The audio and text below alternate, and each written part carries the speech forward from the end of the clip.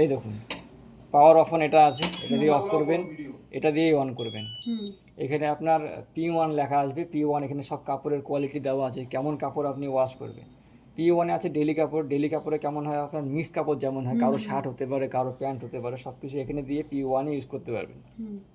হ্যাভিতে চলে যাবে আপনার যেমন জিন্সের কাপড় হয়ে গেল, যেটা আপনার মনে হবে যে হ্যাভি আছে, একটু মোটা আছে, ওইগুলো হ্যাভিতে দিয়ে দিবেন। ডেলিকেট আপনার শাড়ি যেগুলো হয় না, লম্বা লম্বা যে জিনিসগুলো হবে ডেলিকেট, ওখানে লোগোও দেওয়া আছে দেখতে পারবেন, চলে গেল P3। P4 দেওয়া আছে হোয়াইট কাপড়ের জন্য, আপনার যদি শুধু সাদা কাপড় হয়, এবার ওটার সাথে অন্য কাপড় দিলে রং উঠে লেগে যায়, তার জন্য P4 আছে। স্টেন ওয়াশ আছে, যদি আপনার শার্টের মধ্যে কোনো জায়গায় চায়ের টায়ের দাগ লাগে না, সেই সব যদি এখানে দেন তাহলে ও বুঝতে পারবে যে এখানে দাগ আছে, ওই হিসাবে ও ওয়াশটা করবে। P6 আছে অ্যান্টি ব্যাকটেরিয়া, যেটা আছে এটা হসপিটালে যদি কাপড় হয় এই প্রোগ্রামে, তাহলে আপনার গরম জল নেবে। যখনই আপনার P6-এ আসবে এখানে দেখবেন গরম জলের আছে, এই P6 একদম অ্যালার্জি যেটা আছে ফ্রি, একদম ফুল গরম জল নেবে এখানে, ঠিক আছে? অটোমেটিকও নিয়ে নিবে, আপনি চাইলেও ম্যানুয়াল করতে পারেন। এবার আবার P7-এ যাবেন, এখানে দেখবেন উলের কাপড়ের জন্য দেওয়া আছে। উলের কাপড়ে কী হয়, এই সময় যদি দেন, উলে অনেক সময় ওই থাকে না ওই বাবলসগুলো লাগে টাকে এদিক ওদিক ছিঁড়ে যাবে, তখন এইখানে যদি দেন ও বুঝতে পারবে কিসে আছে, কোন প্রোগ্রামে আছে। বেডশিটের জন্য বেডশিট দেওয়া আছে। ইকো যেটা আছে, আপনার কোনো সময় ভোল্টেজের আপ ডাউন হয়, সেই ক্ষেত্রে যদি এখানে চলানো আস্তে আস্তে কাজ করতে থাকে, মানে ও বুঝতে পারবে এখন যে এখন হয়তো ভোল্টেজের প্রবলেম হচ্ছে, ওই হিসাবে ও চলবে। ইকোটা সবসময় ইউজ হয় না যদিও।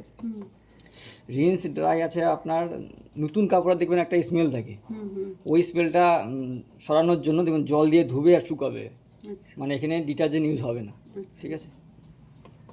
ড্রাই অনলি আছে আপনার, যদি বাইরে কেচে নিলেন আপনি ওয়াশ, ওখানে বাইরে করে নিলেন, এখানে শুধু শুকাবেন, তো ওই P11-এ দিয়ে দিবেন, শুধু শুকাবে। P12 আছে, এখানে শুধু শুকাবে, আপনাকে শুধু ওয়াশ করবে, এখানে শুকোতে হবে আপনাকে বাইরে।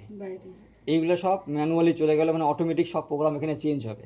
এখানে জলের লেভেলও অটোমেটিক নিবে। হার্ড ওয়াটার আপনার ইউজ হয়, এটা ম্যানুয়ালি। হার্ড ওয়াটার ইউজ হয়, ধরেন আপনার জলে আয়রন আছে খুব, তখন এটা প্রেস করে দিলে এখানে একটা ফিল্টার আছে, ওটা কাজ করবে। মানে এটা যদি কাজ করেন ম্যাক্সিমাম ধরেন 1 থেকে 2 বছর এটা কাজ করবে, তারপর আর কাজ করবে না, মানে সবসময়ের জন্য না, ঠিক আছে?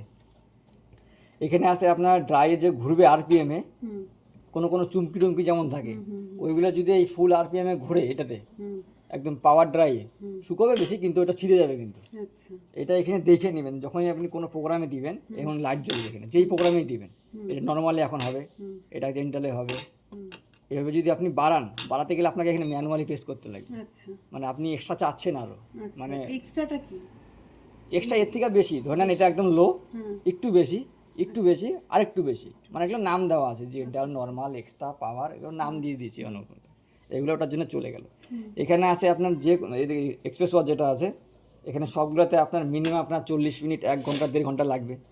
এটা যদি প্রেস করে দেন এই প্রোগ্রামে হবে না,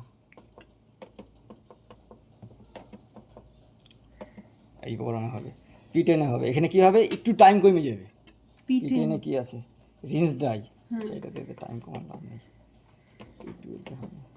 P1-ও হবে, এটাতে কি হবে, ধরে নেন আপনার 1.5 ঘন্টা টাইম দেখাবে নর্মালি, এটা যদি দিয়ে দেন এখন 10 থেকে 15 মিনিট কমে যাবে, মানে টাইমটা কমানোর জন্য।